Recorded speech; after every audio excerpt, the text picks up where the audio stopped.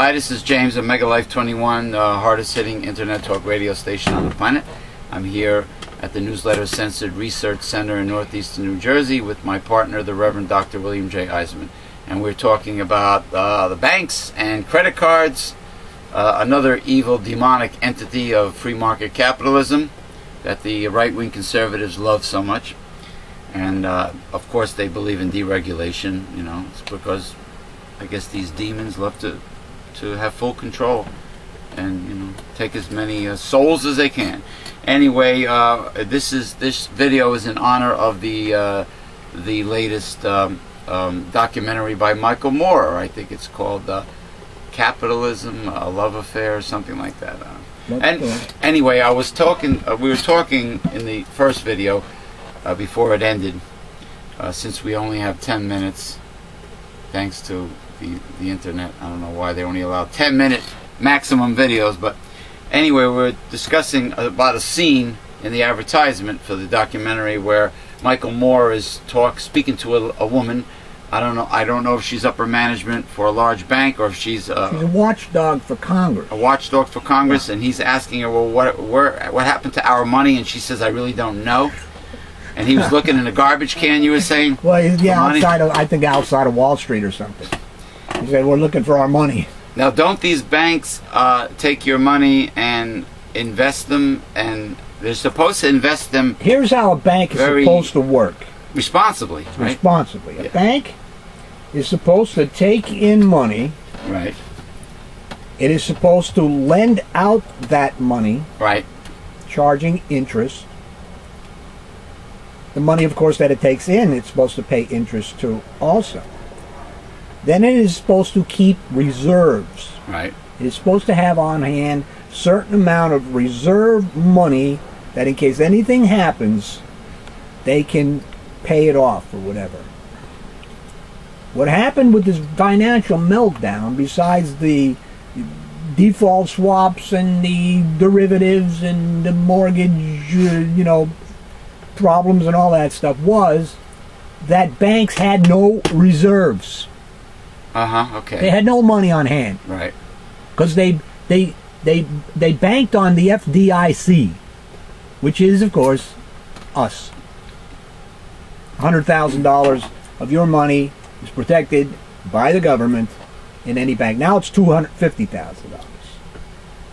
The government will make good on that money. But anyway, these banks were going nuts by investing in all this paper. Okay. That had no value. The value kept going up and up and up every time it was exchanged to another person or another entity or whatever. But it was worth nothing. Credit default swaps and derivatives, they're nothing. Yeah. They're fictitious. They're a myth. It's created in people's minds that it's worth something. Much like stocks. Yeah. As I say in so many of my articles, I try to make people understand, because they believe that when you buy a stock, you're helping out that company. You're not helping out that company. No. The only time you're helping out that company is the first time that company issues those stocks. Then that money goes to the company. After that, it's people and hedge funds and everything else selling those stocks. Okay. And each time they sell it to another person, the price goes up. But that money never gets back to the company. Wall Street is a casino, a gambling casino. That's all it is. Yeah. That's all the stock exchange is. That's pretty much in a nutshell. But, as I was going to say in the last issue here, we need something as a counterweight to these banks and finance companies and everything who are issuing us our credit. Because who's to say that one day, and that day was a few months ago, was it not? When they denied us all credit. What if they choose to do that again? We have to have some entity, and it probably has to be the government. Oh, socialism! But that's the only counterweight we have to these. Oh, socialism! Unless it's for corporate bailouts. Education. Then they love socialism. Exactly. Education in this country is socialism. Medicare is socialism. Medicaid is socialism. All social the services VA is to socialism. the poor are socialism, right? The VA hospital, right? Beyond welfare, all of these things are socialism. But that's okay. And giving to corporations, this is socialism. That's okay. You got people at these town meetings who are on Medicare and saying, get the government out of my health care. Oh yeah, what's now, the matter? What the hell is that? That's the people, the Americans from the book. What's the matter with Kansas, or what happened to Kansas? Yeah, or something like that? they're always voting. They don't have voting on in their own interest. Yeah, the people that vote, the Americans that don't have a pot to piss in, but they vote against their own interest. They vote for the Republicans. Yeah. And they're not even. They'll never be in the tax bracket that the Republicans that they protect. Yeah, the conservatives protect. They have no. It's not even applicable to them, but they vote red. I mean, they vote. I don't know why they say red. I mean, liberalism is closer to socialism, so you would think Democratic states would be red and the Republicans would be blue. You know, but anyway, the conservative. Somebody came up with a colored. Who knows? Yeah, I don't know. You know, I would like to see the Republican states black and blued. But apparently, it's very clever, huh? Hey, black and blue. Very funny. But unfortunately, the Democrats that we have now in Washington, the pussies, the red dog, I'm sorry, the blue dog, moderate, and, well, moderate could be a conservative Democrat in disguise, you know, so the voters don't dislike him too much. But remember, beyond all of that politics stuff, voted against you voters with putting down a public option. There is still no public option for health care. Right, because of the money that they all get. Now, some of the Democrats who are for they're getting their palms greased, yeah, just like they did since the beginning of time of capitalism, the early days. You got even people who are for the public option, like Schumer and some of the other ones. They too received money from pharmaceutical companies and from the healthcare company, but it's less. It's less. So I believe in the committee that is issuing out Baucus's bill. Baucus. I believe the vote was either 13 or 15 to 8. 8 of them voted for the public option.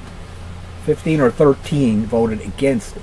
And those 15 or 13 got the most money. Really? Okay. What percentage were those 13 and 15 from the Democratic Party? Small. Oh, a lot of Democrats voted against it. Really? Yes. Democrats voting against the public option. Democrats that supposedly felt your pain in November of 2008 when you voted for them. Okay.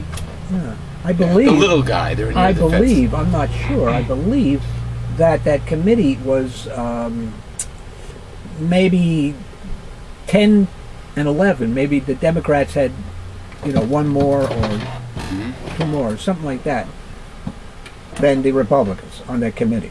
Really? Yeah. Well, now that the Democrats are in, of course, they are the majority on any committee. That's the key word. They're the majority. So why are they worried about bipartisanship and compromise? Because they want to get along with everybody. Oh, they want to be like, please like me, Republican Party. Don't dislike me because I'm a Democrat. Like that commercial, was that Pantene? Don't demonize me. Don't hate me because I'm beautiful. The chick, doing the shampoo commercial. Yeah. They want everybody to get along. That's not the way life is. The voters did not vote for compromise or bipartisanship. I'm sorry. They voted for a change, a drastic, radical change. They did not want, if they want to compromise, then maybe McCain and the babbling booby, bubble-headed booby, Sarah Palin would have gotten in. Perhaps. The babbling booby, my friend. Sarah Palin. Her book is out. Going Rogue. Sarah Palin, Going Rogue. Going Rogue. That's her new book. What about another book about her daughter? Just say no to Slutsville, or whatever the hell that no was? such book. sir. No such reason. Just say no to Slutsville. You know, is it funny? All the right-wing conservatives' kids all run amok. Every one that I've ever known has problems. All right, we got to take a break.